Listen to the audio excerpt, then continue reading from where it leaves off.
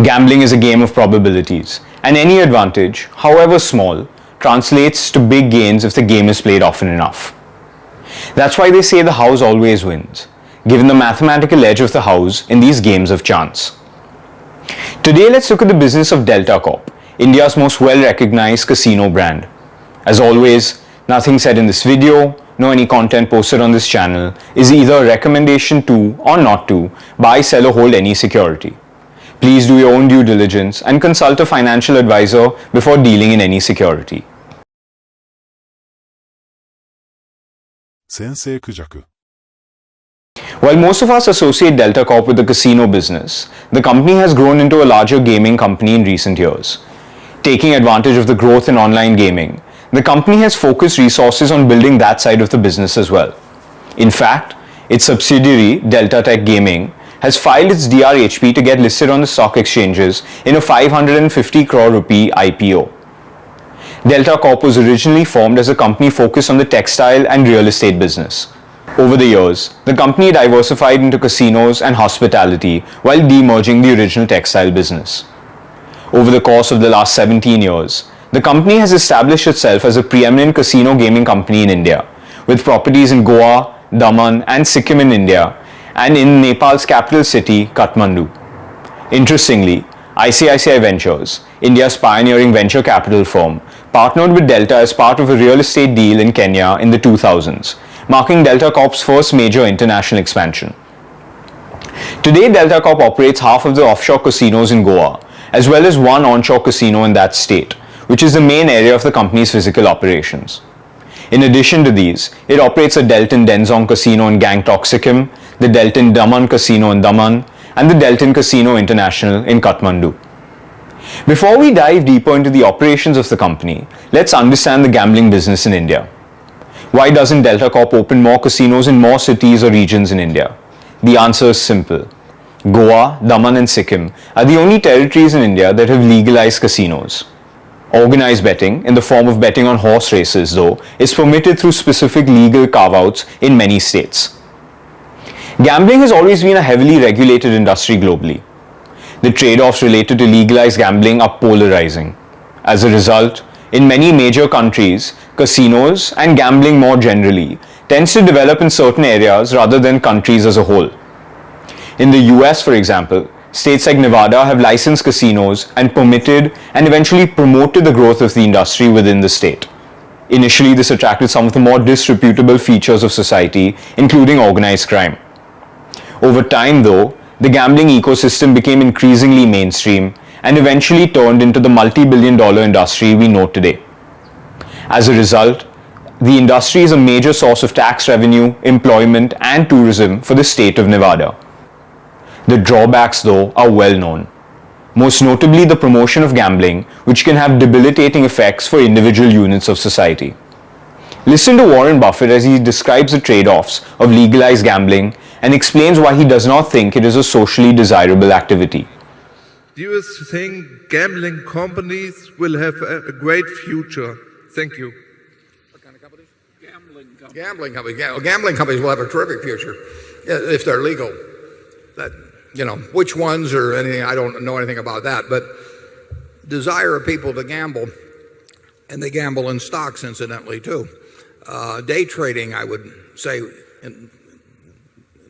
very often came very close to gambling as defined.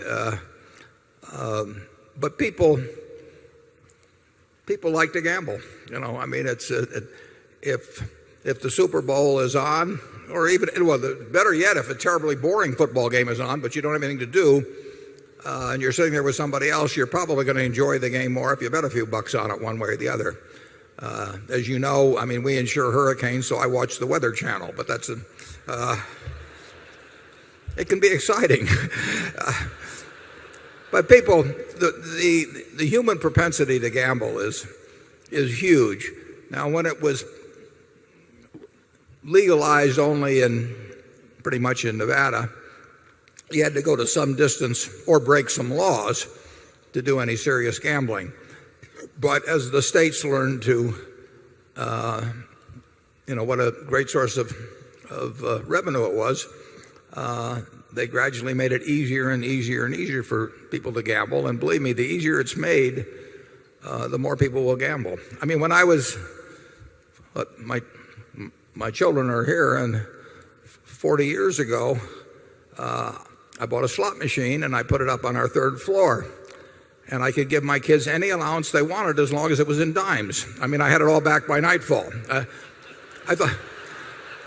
thought it would be a good lesson for them. And now, they weren't going to Las Vegas to do it, but believe me, when it was on the third floor, they could find it, and my payout ratio was terrible too, but that's the kind of father I was.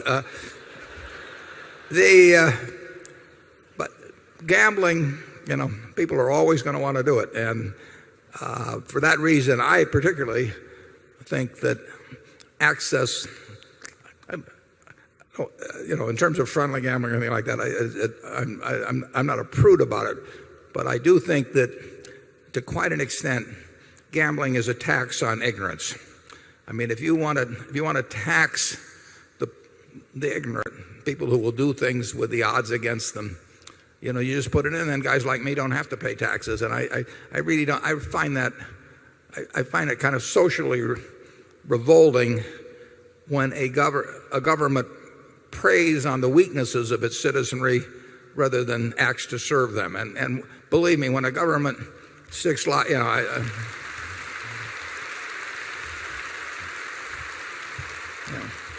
when a government makes it easy for people to take their Social Security checks and start pulling handles, or participating in lotteries or whatever it may be, it's a pretty cynical act. It works. It's a pretty cynical act, and it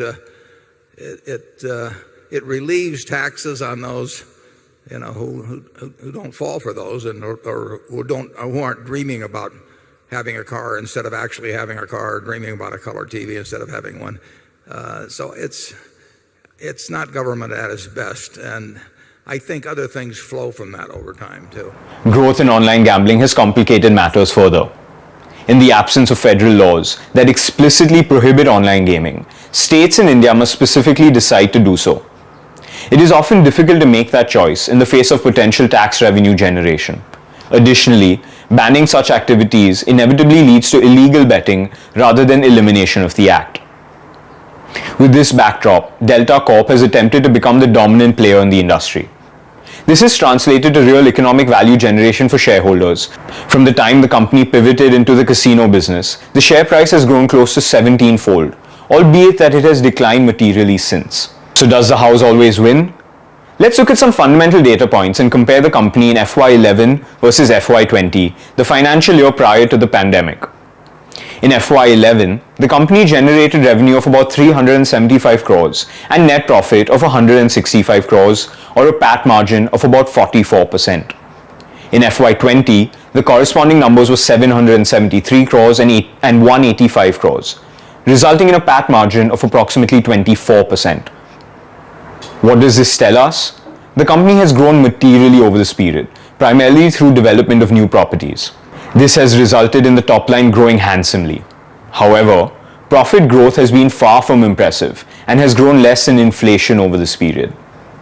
This is symptomatic of many industries over this period. Companies have succeeded in growing revenue but struggle to grow profits concomitantly.